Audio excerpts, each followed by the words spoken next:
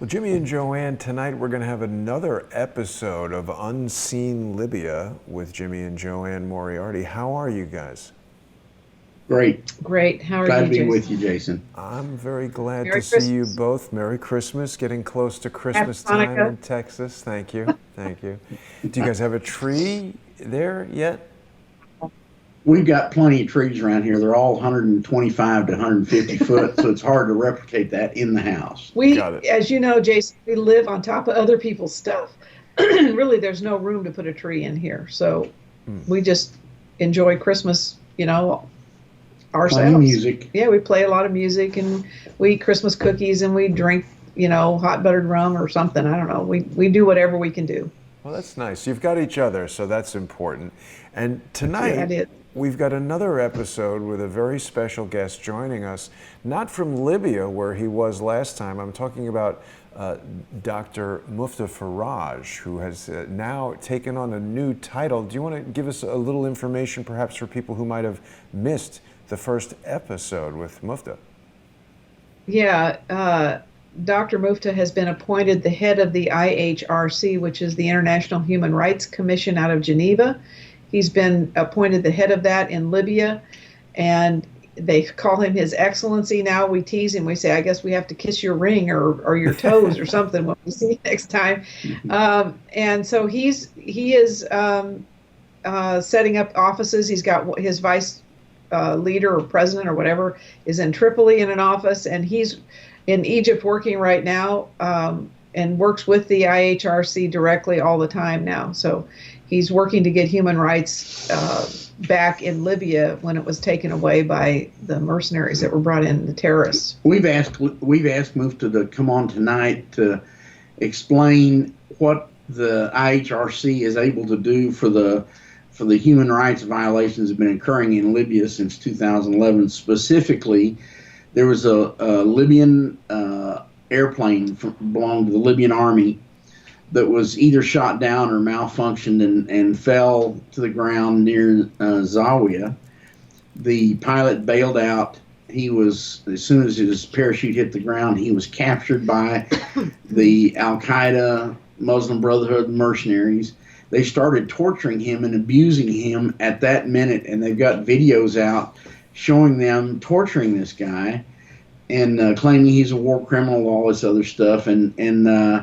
So Mufta has already filed a formal complaint in Geneva with the head office of the IHRC to try to have them formally intervene in Tripoli to stop the torture of this pilot. They violated every Geneva Convention for the treatment of Prisoners of war. And this is the UN-backed people, right? Yes. It's the UN, yes. This is to show how blatant the criminality of the illegitimate regime of this the UN. They call it the GNA, which is the Government of National Accord, and it's was appointed by the UN in Tunisia and snuck into Libya by the dark of night. Here's how they got there. There was an election, a UN monitored election in Libya 2014. In 2014, and in that election, the Muslim Brotherhood was thrown out of office, and elected into office were a bunch of more legitimate Libyans. And immediately, Al-Qaeda, Muslim Brotherhood started physically attacking the newly elected officials, raped their wives, killed a bunch of them, and they had to immediately go into exile and establish their offices in Tobruk, which is far eastern Libya. And that then shortly thereafter, the UN appoints their own government without any right or entitlement against every contract and agreement between the UN and any member country. They moved in this illegal group, these mercenaries, under the darkness of night from Tunisia, planted their backside into Libya, and immediately the UN declared that was now the legitimate government for Libya. Wow. So just absolute criminal enterprise from day one. But even at that, it had a 2-year charter. It was to be an interim government until I guess the UN could rig a better election than they did the other time. And that charter expired 3 years ago. So they've been operating without any charter, yet the UN, US, and all these other countries have continued to recognize them as the legitimate government of Libya, which they're not. And the elected government, which is in Tobruk, nobody wants to recognize them. The HOR. And here's the bite in the ass for NATO or for the UN. Recently, that government signed a memorandum of agreement with Turkey that they gave Turkey the entire control of the Eastern Mediterranean. So all the seaports for Greece and Syria and Egypt and Lebanon have now been given to Turkey, which is just criminal. Can be done. It breaks every maritime law and everything. However, Turkey is operating on the premises that since they signed this with the recognized government, according to the UN, Erdogan is now taking that memorandum of understanding to the UN and wants the UN. He's trying to force the UN to recognize that memorandum of understanding, to enforce which has caused a stink. It's caused an absolute stink every place. But it's a memorandum of understanding between Libya and Turkey, neither one of which have any right to give any control over the Mediterranean to either one. Yeah. So it's a completely invalid, vacant agreement. But Turkey's running around with it, throwing it in their air, going, "This is an agreement. We now control the Mediterranean." But the EU has now rejected it. The United States has rejected it. Greece has thrown out the Libyan ambassador out of their country. Egypt has rejected it. Nobody's going to allow it. But the next stage of this is Turkey has said, now we're going to send in our military to fight behind the Muslim Brotherhood illegitimate regime in Tripoli that nobody in Libya wants, was never elected, to hold it in place for the Muslim Brotherhood so they can continue to steal the oil money from Libya as they control the Libyan central bank. This is why the Libyan army is in there trying to throw out that government that will not leave, that lost its mandate almost 3 years ago. In the first week of the phony revolution in Libya in 2011, in the first week, Rothschild, Rockefeller, Medici, criminal Khazarian mafia banksters set up a central bank in Libya, took control of the $500 billion of Libyan money. That's all disappeared. And now then they continued to allow that central bank to be controlled by the illegitimate Muslim Brotherhood, UN-appointed puppet government. And all the money from the oil and gas sales from Libya flows to that illegitimate government. Not one dime goes to Libyan people. The cities and towns and villages, they don't have food, they don't have water, they don't have medicines, they don't have anything. And all these Muslim Brotherhood characters are all billionaires, multi-billionaires, from robbing the people of Libya blind, with the complete collusion of the Federal Reserve, European Central Bank, Bank of Japan, etc. And UN and NATO. Yeah. That's right. Well, I'll add so this. Illegitimacy, this is fighting them. Speaking of illegitimacy, Jimmy, you know, this whole concept of the Memorandum of Understanding, it's taken right out of the pages of the Clinton Foundation. Charles Ortel has told us about endless MOUs. And any lawyer, Jimmy, you know this, any lawyer will tell you, JoAnne, you know as well, a Memorandum of Understanding has no legally binding authority. It's just a love letter written to two people about something that they're understanding that they're going to do, but there's nothing binding about it. So this is this baby step process that we see. They get some stupid little document over the plate, and then now they take that document and say, well, because of this document, we can do this other thing. Reminds me very much of the tactics of Adam Schiff, right? He starts this illegitimate process with a little tiny thing in Congress that nobody really does anything about. He's holding meetings, he's got these closed door sessions. Suddenly that turns into some explosive news story and people are demanding. That's what they're trying to do here. Erdogan and what is this other guy's name who's the illegitimate president? Siraj. Erdogan and Siraj are socially engineering the world with the help of the Washington Post and all of the other biggest social engineers around. But you need to add, let me tell you where these idiots begin to get their weight, where their tenates grow to such a size they think they can get away with this. A few years back, NATO made the military headquarters for that entire half of the world in Turkey. So they immediately moved in a huge amount of NATO hardware, military equipment, into Turkey and put it in the hands and in the control of Erdogan. So here he is. He's, for all practical purposes, he's been given the key to the jewels, to the box full of jewels, and he's got all that hardware there, and he's been given control of NATO's military forces for that entire part of the world. So does he have a little fluff building him up to think that he's bigger than he is? Well, sure. And then you've got another country, Qatar, who has stepped in the middle, and Qatar is negotiating with this illegitimate government in Tripoli to bring their military in again into Libya. And how in the world could Qatar, this little popcorn fart of a country, with the biggest U.S. military base in the world in Qatar? Really? Yet Qatar is the center for all these terrorist activities. All the terrorists, when they have their R&R time, they go to Qatar. Wow. Yet the U.S. military base, huge bases there. And so you've got to understand that all those nasty activities couldn't be going on without the wink and the approval from the U.S. military. So it's just a nasty game. But the world is beginning to see it. And this deal of this memorandum of understanding that turns over half of the Mediterranean and all those ports to Turkey, the rest of the country is waking, the rest of the world is waking up and saying, what the hell is going on? How could the UN possibly continue to sanction this group of criminals in Tripoli? And they're now going to cause us to go through all these mental exercises and these legal battles to maintain control of our own ports?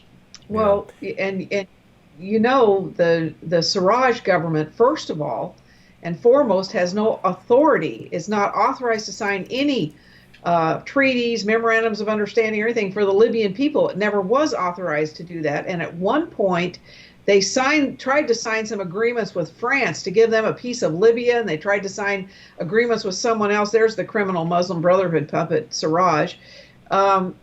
And the Supreme Court, the legitimate Supreme Court in Libya, in Al Baida city, threw that out. They said Siraj has no authority in Libya to sign any agreements for the Libyan people. He wasn't elected by them. The Libyan people don't want him there. And now his criminal regime only controls about 2% of Libya, and that's in Tripoli. But they control all the money flow from Libya.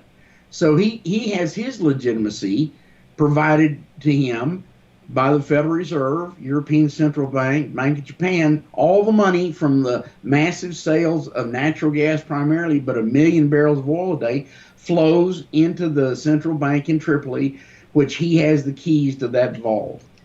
So, you know, this is the criminality continues. The Libyans understand that they keep saying, well, we need to have a political talk and get this no more fighting. Well, that will never work because you can't negotiate with terrorists.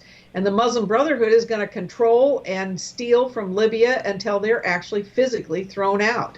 And everybody knows that. That's why the Libyan National Army is in there. That's why all the people and all the tribes now back the Libyan National Army against this criminal Siraj. They want him gone. They want him out. Can you imagine what would happen if in some battle the United States was involved in, that a pilot his plane was shot down and the Marines grabbed this guy out of the plane and started beating him up and torturing him and filming his clothes off and showed him in his underwear, which filming is him terrible. And sending that all over? What would happen to Trump or the United States or the Marines if that was ever done? Well, that's exactly what's happening in Tripoli by a UN authorized group.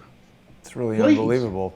Well, I mean, you know, look at the UN-friendly globalist scumbags this guy hangs out with. Macron loves him. Oh, yeah. You know?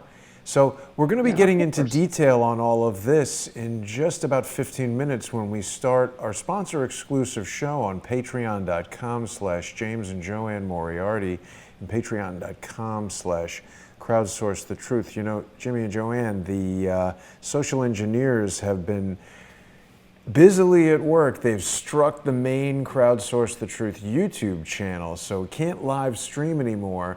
But we actually had to pre-record Mufta's call because he is on a diplomatic mission in Egypt, which is interesting because what we're starting to sort of see is that even though we're being fed nonsense by the Washington Post, etc., they're saying that this has become a proxy conflict. Well, it started out as a proxy conflict because it wasn't the U.S. military that went in there to resolve some problem that Libya was creating for the U.S. It was proxies of Hillary Clinton and her globalist cronies who went in there as mercenaries.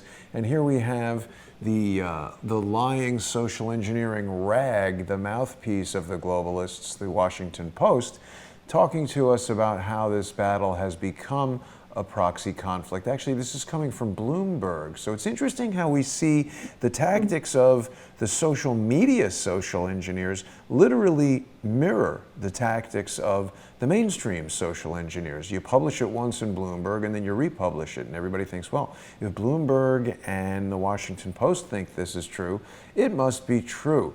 But they're talking about a NATO-backed revolt. It was revolting what they did, but it certainly wasn't a revolution of Libyan people. It was a NATO-backed invasion. There was no revolution. Yeah. No, there was no revolution, and they also tried to make this battle that's going on in Tripoli now a civil war, and it's not. It's a war of the Libyan people, all of Libya, 98% of it, against the UN puppet Muslim Brotherhood backed regime that's held in place by terrorist mercenaries and militias supplied by Turkey and Qatar, who is stealing and robbing from Libya and destroying the country, and they don't want it anymore. The long game of the New World Order is to cause Libya to be the battleground for a war between Russia and Turkey. And that's what they're trying to maneuver it into. Because Turkey is in NATO, and that would allow the United States to enter a gigantic war. Is that the idea? Well, yeah, they're trying to take down Russia, and of course, if they can, by whatever means, if they can get Russia to stand up to defend the sovereignty of Libya and to help the Libyan people regain control of their country, if Russia does make that step. And Putin has made statements about how he was going to require that the Libyan conflict remain Libyan and not have any foreign influence. Well, with Turkey absolutely making advances and statements that they're going to move their military into Libya, then if Putin does step up and maintain control of the perimeter of Libya, so those foreign vessels and foreign armament and everything doesn't come into Libya, then we may very well see that being the battleground where Russia falls in and then the bad guys gang up against Russia, which they've been trying to do forever. I don't think that's going to happen, though. I disagree with that because Russia has tremendous power over Turkey just economically. We have seen Russia just stop buying Turkish tomatoes, almost put Turkey under. And they have a tremendous thumb on Turkey. They can do a lot of things to stop Erdogan from being the criminal warlord that he is, just by Putin saying we're not going to buy your vegetables anymore. Yeah. But like I've said, trying to figure out how the world politics works is exactly like trying to sight read Braille. It's impossible. Yeah. Well, I was looking around for some more information about this, but I think what we're going to have to do is transition over to Patreon pretty soon. We're getting close to the end of the month, so it's a very good time for people to become sponsors. If they've been watching us each week, and if you're not yet a sponsor of Jimmy and JoAnne, please visit patreon.com/James and JoAnne Moriarty and become a sponsor of Jimmy and JoAnne. You can learn more about them. Maybe this is the first time you're seeing Jimmy and JoAnne. You can visit their webpage.